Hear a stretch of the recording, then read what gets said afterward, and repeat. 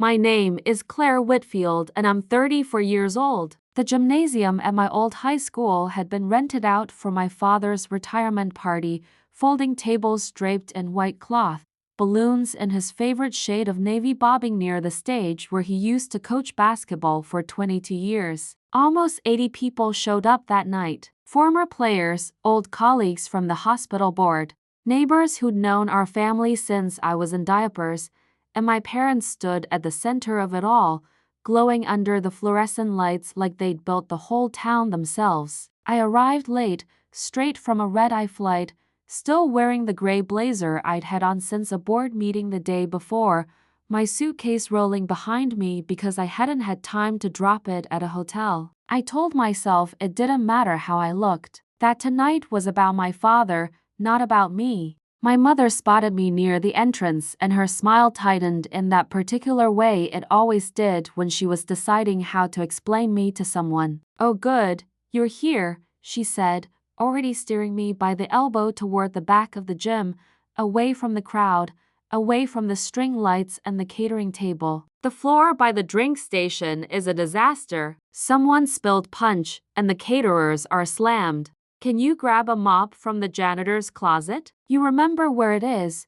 She said it the way you'd ask someone to pass the salt, like it was the most natural request in the world, like my flight, my blazer, my exhaustion simply didn't register. I stood there for a second, waiting for the joke to land, waiting for her to laugh and say she was kidding. She didn't. She just kept walking back toward the important guests, already smiling again, already someone else entirely. I found the mop exactly where it had always been, in the same supply closet I used to hide in during pep rallies as a kid. And I want you to understand something before I go any further. I own 3 hospitals in this state, including the one where half of the people in that gymnasium had been treated at some point in their lives.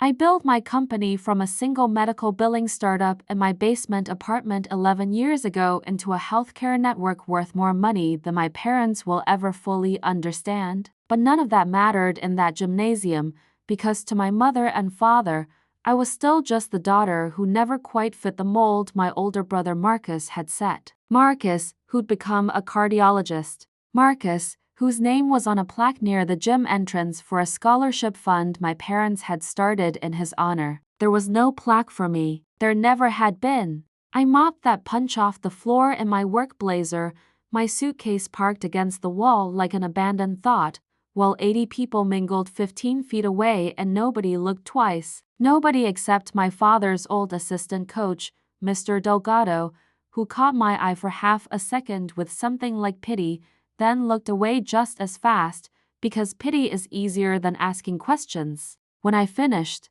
my mother reappeared, glanced at the floor, nodded once in approval the way you'd nod at hired help, and pressed 2 crumpled 20s and a 10 into my hand. "Here," she said, "for your trouble. I know things have been tight for you," she said it kindly. That was the part that stung the most. She wasn't trying to be cruel. She genuinely believed things had been tight for me, because in her mind, I still worked some vague, unspecified office job she'd stopped asking questions about years ago, back when I stopped correcting her.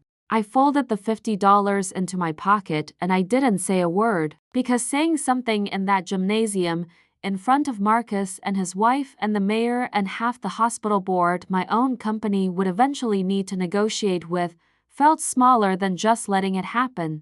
I told myself I was used to it. I told myself it had stopped hurting somewhere around my late 20s, the year I stopped bringing my parents to industry dinners because they'd introduce me as our daughter, she does something with computers, and I'd watch grown executives try to figure out if that was a joke. It wasn't a joke. It was just easier for my parents to shrink me down to something they could explain at a dinner party than to sit with the truth that I had quietly become more successful than either of them had ever imagined possible for anyone in our family. I stood near that supply closet for a long moment after my mother walked away, the mop still damp in my hand, $50 folded in my pocket like some kind of receipt for who I was allowed to be in that room. And that's when my phone buzzed. A message from my chief operating officer, marked urgent, the kind of urgent that only comes through at 10 o'clock on a Friday night when something has gone seriously wrong.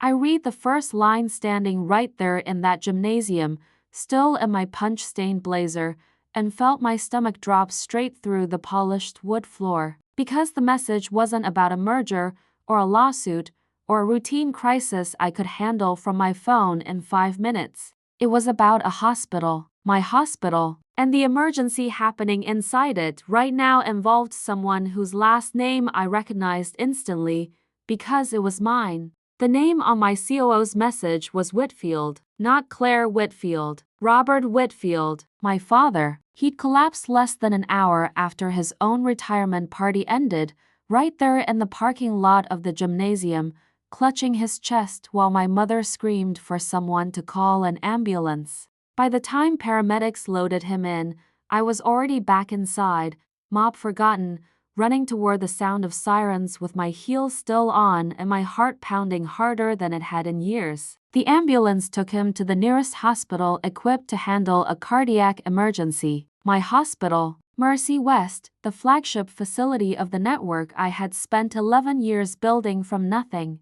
I followed in my rental car, hands shaking on the wheel, my mother in the passenger seat sobbing quietly, still in her navy party dress, still calling me by the wrong version of myself even in crisis. Claire, honey, do you know anyone who works in medicine? Anyone who could make sure they take good care of him? She asked, gripping my arm at a red light, desperate in a way I had never once seen her be desperate for me. I didn't answer right away. I just kept driving, my knuckles white on the wheel, because the truth was sitting right there in my throat and I didn't know yet if this was the moment to let it out. We arrived at the emergency entrance and I walked through those sliding doors the way I had walked through them 100 times before, except this time my mother was 2 steps behind me, confused about why the security guard nodded at me by name, why the charge nurse's eyes widened slightly when she saw me crossing the lobby. Miss Whitfield,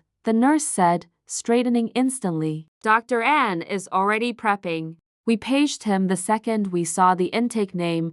My mother turned to me, brow furrowed. Claire, how does she know you? I still didn't answer. I walked straight to the nurse's station, pulled up the system myself, something I rarely needed to do anymore but still remembered how to navigate from the early years, and confirmed my father had been assigned the best cardiac team in the building. Not because I'd asked for special treatment. Because he already had it, the moment his name hit our system, because every patient at Mercy West gets that same standard of care. I had built it that way on purpose, years ago after watching my own grandmother die in an understaffed unit because nobody thought to check on her fast enough. Marcus arrived 20 minutes later, still in his party clothes, breathless, already barking questions at anyone in scrubs he could find, the way doctors do when it's their own family on the table instead of someone else's. He didn't recognize the charge nurse deferring to me.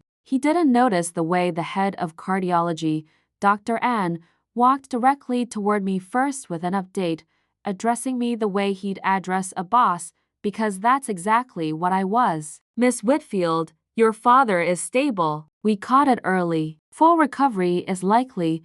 Marcus finally turned, confusion breaking across his face. Wait, why is he talking to you like that? I could have deflected. I could have made up some excuse, the way I always did, the way I had for 11 years, quietly letting my family believe whatever small, manageable version of me was easiest for them to hold on to. But something in me had gone still back in that gymnasium with a mop in my hand and $50 in my pocket, and I realized I was done shrinking myself down to fit inside their expectations. Because I own this hospital, I said, my voice steady, cutting cleanly through the noise of the emergency room. I own Mercy West, and 2 other hospitals in this state. I have for almost 4 years now. The room went quiet in that particular way rooms do when the ground shifts beneath everyone's feet at once. My mother's hand came up to cover her mouth. Marcus just stared, his jaw slack, the crumpled $20 bills probably still sitting somewhere on his own kitchen counter from a version of me he'd never bothered to update. "That's not possible," my mother whispered. "You mop floors at parties. You needed $50. "I never needed $50, Mom," I said gently, because I wasn't interested in punishing her, only in finally being seen. "I took the mop because you asked me to, and because for years it's been easier to let you believe I'm still that person than to make you sit with the discomfort of realizing you never really asked what I do. You never asked because Marcus already gave you a doctor to be proud of, and there wasn't room left over for me to be anything except the daughter who does something with computers." My father, groggy but conscious in the recovery room we were wheeled toward minutes later, heard the tail end of it through the doorway and reached weakly for my hand when I stepped inside. "You built this place?" he rasped. "Claire, this is the finest cardiac unit I have ever been treated in.